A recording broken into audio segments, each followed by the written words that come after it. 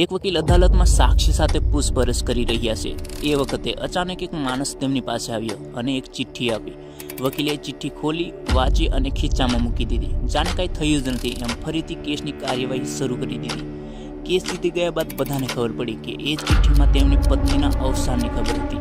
હા, એ વકીલ બીજા કોઈ નહીં પણ આપણા દેશના લોખંડી પુરુષ સરદાર વલ્લભભાઈ પટેલ હતા.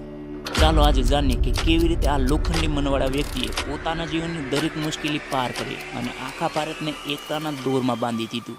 31 ઓક્ટોબર 1875 નડિયાદ ગામમાં જન્મે છે એક બાળક વલ્લભભાઈ ઝવેરભાઈ પટેલ. પિતા ઝવેરભાઈ ખેડૂત પરંતુ એક સમયના સૈનિક. ભાઈ બહેનમાં ચોથા નંબરના વલ્લભભાઈ બાળપણથી જ નીડર અને સ્વાભિમાની હતા.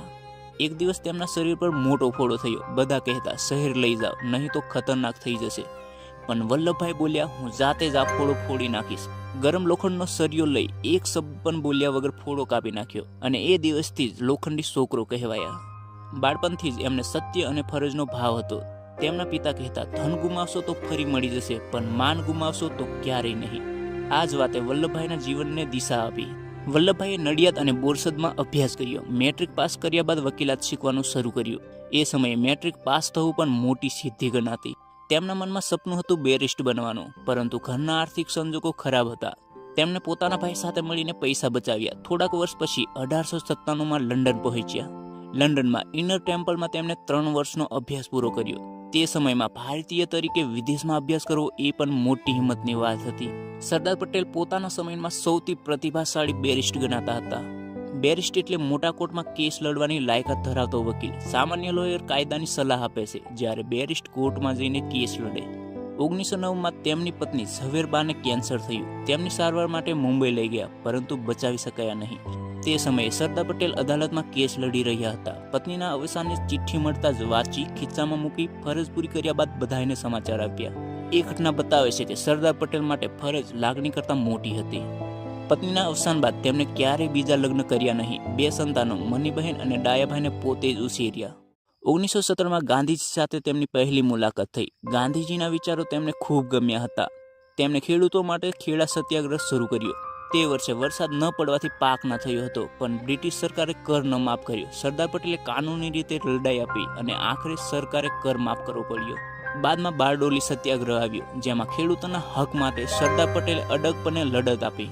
ગામમાં જઈને ખેડૂતોને સમજાવ્યા, ભય નહીં, એકતા રાખો. આંદોલન એટલું સફળ રહ્યું કે લોકોએ તેમને સરદાર નામથી ઓળખવા લાગ્યા. સરદાર પટેલે દારૂબંધી, અસ્પૃશ્યતા, જાતિભેદ જેવી ખામીઓ સામે લડત આપી. તેમણે લોકોને સમાનતા, એકતા અને સ્વચ્છતાનો સંદેશ આપ્યો. બ્રિટિશ શાસન સામે અનેક આંદોલનોમાં સરદાર પટેલે ભાગ લીધો. ઘણી વખત જેલ ગયા પણ ક્યારેય હાર ન માની. તેમની બુદ્ધિ અને સંગઠન શક્તિના કારણે ગાંધીજી તેમને મારું જમણું હાથ કહેતા. આખરે 15 ઓગસ્ટ 1947 ભારતને આઝાદી મળી. પરંતુ આઝાદી સાથે આવ્યું એક મોટું પડકાર, રાજાશાહી રાજ્યોને ભારત સાથે જોડવાનું. તે સમયે ભારતના 562 રાજાશાહી રાજ્યો હતા. ઘણા રાજાઓ સ્વતંત્ર રહેવા માંગતા હતા. કોઈ પાકિસ્તાનમાં જોડાવા ઈચ્છતા હતા તો કોઈ અલગ થવા માંગતા હતા. નાયબ પ્રધાન અને ગૃહમંત્રી તરીકે આ બધાને ભારત સાથે જોડવાની જવાબદારી સરદાર પટેલ પર આવી. તેમણે રાજકીય સમજદારી અને દ્રઢ ઈચ્છા શક્તિથી એક પછી એક રાજ્યને મનાવ્યું. હૈદરાબાદ, જૂનાગઢ, કાશ્મીર જેવા રાજ્યો સૌથી કઠિન હતા, પરંતુ સરદાર પટેલની નીતિ, હિંમત અને વાતચીતની શક્તિએ આ બધા રાજ્યોને શાંતિપૂર્વક ભારત સાથે જોડાવી દીધા. આપણા નકશામાં જે ભારત આપણે જોઈએ છીએ એનું સપનું સાકાર કરનાર માણસ હતા સરદાર પટેલ. તેમણે ભારતને ટુકડાઓમાંથી એક મજબૂત રાષ્ટ્રમાં ફેરવી દીધું. તેમણે દેશની પ્રશાસન વ્યવસ્થાને મજબૂત બનાવવા માટે IAS અને IPS જેવી સેવાઓનો આધાર રાખ્યો. તેમણે કહ્યું હતું, જો આ સેવાને નબળી થવા દઈશું તો દેશ તૂટી જશે. તેમની રાજકીય દ્રષ્ટિ સ્પષ્ટ હતી. દેશ પહેલા, વ્યક્તિ પછી, એકતા પહેલા, મતભેદ પછી. જીવનના અંતિમ સમયમાં તેઓ હૃદય રોગથી પીડાતા હતા. તેમની તબિયત ખરાબ હોવા છતાં તેમણે દેશની સેવા ચાલુ રાખી. 15 ડિસેમ્બર 1950 મુંબઈના બિરલા હાઉસમાં સરદાર પટેલે અંતિમ શ્વાસ લીધા. દેશભરમાં શોકની લાગણી છવાઈ ગઈ. વડાપ્રધાન જવાહર નહેરુએ 1 અઠવાડિયાનો રાષ્ટ્રીય શોક જાહેર કર્યો.